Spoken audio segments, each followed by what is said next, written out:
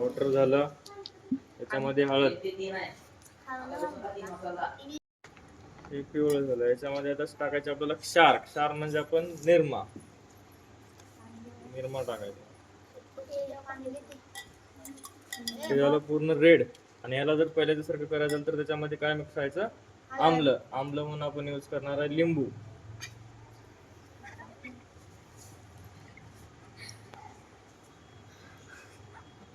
हे पूर्ण पहिल्यासारखं अजून येलं होतं.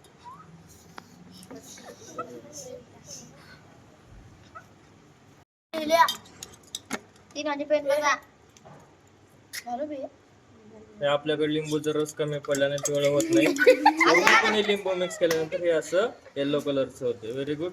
2 एक्सपेरिमेंट झाले, क्षार आणि आम्ल. चला येलो. ओके.